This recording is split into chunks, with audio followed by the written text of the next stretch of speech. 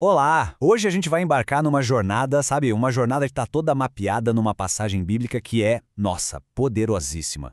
É como se a gente tivesse um roteiro para a fé, que mostra desde como a gente chega perto de Deus até o porquê de a comunidade ser tão importante. Bom, vamos lá então. O nosso roteiro de hoje está bem claro. A gente começa com esse novo acesso que foi aberto para Deus, depois a gente fala sobre como se manter firme na esperança, mergulha na força que a comunidade tem e fecha com um alerta bem sério. Para começar, vamos entender a mudança, que não é pequena. É uma mudança fundamental que essa passagem descreve. É uma transformação completa na maneira como a humanidade pode de fato se aproximar do divino. E essa comparação aqui, olha, ilustra perfeitamente a virada de chave. O que antes era super exclusivo, limitado a uma única pessoa, o sumo sacerdote, agora, de repente, está aberto para todo e qualquer crente por causa da obra de Cristo. É uma mudança total de paradigma. E quem foi que tornou tudo isso possível? A fonte da nossa análise aponta direto para Cristo. Ele é o perfeito sumo sacerdote, e o sacrifício dele é a chave que abriu esse novo acesso para a gente. E claro, esse novo caminho também pede uma nova forma de caminhar. A passagem nos chama para chegar perto de Deus com um coração sincero, sabe? Com confiança total, sem medo, porque a gente está ancorado na obra de Cristo. E isso, por consequência, nos dá uma consciência limpa. Então tudo bem, o acesso foi garantido. Mas, como em qualquer jornada, né, não basta só encontrar o caminho. O grande desafio passa a ser continuar nele, perseverar. E aí, como a gente se mantém firme?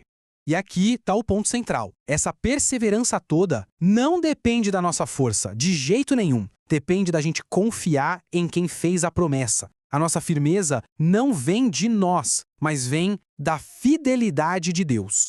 E tem mais, essa esperança não é algo para ser guardado às 7 chaves. A passagem insiste que ela precisa ser confessada, declarada abertamente. É uma proclamação pública corajosa para todo mundo ouvir o motivo da nossa fé.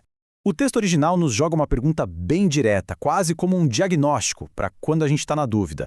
Basicamente, sugere que a nossa estabilidade depende de para onde a gente está olhando. O nosso foco muda tudo. Agora a gente entra numa parte que eu acho fascinante, porque ela bate de frente com uma ideia muito comum hoje em dia, que é a da fé puramente individual, solitária.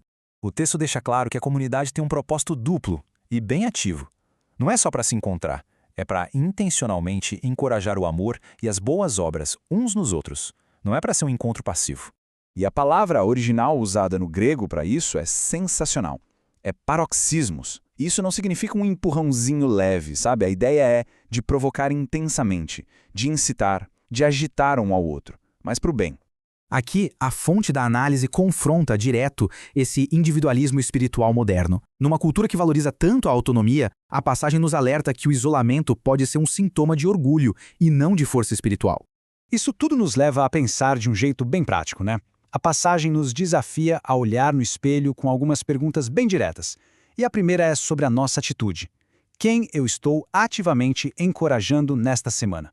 A segunda pergunta vai ainda mais fundo. Ela questiona a nossa mentalidade dentro do grupo. Não é só sobre o que a gente faz, mas sobre quem a gente é. Eu sou um servo na minha comunidade? Alguém que busca oportunidades para contribuir? E essa é a pergunta que pode doer um pouco. Ou será que eu sou apenas um consumidor? Alguém que só chega para receber, mas raramente para dar? O texto nos força a refletir se somos contribuidores ativos ou só espectadores. Para finalizar, o tom da passagem muda. E termina com um alerta bem sério, bem sóbrio, sobre os perigos e as consequências de simplesmente abandonar essa jornada no meio do caminho. E essa distinção que a gente vê agora é crucial, porque ela deixa muito claro que lutar, ter dúvidas ou até mesmo cair não é a mesma coisa que tomar uma decisão final, consciente, de rejeitar Cristo. Entender isso é fundamental. Então, o ponto aqui é a finalidade dessa escolha.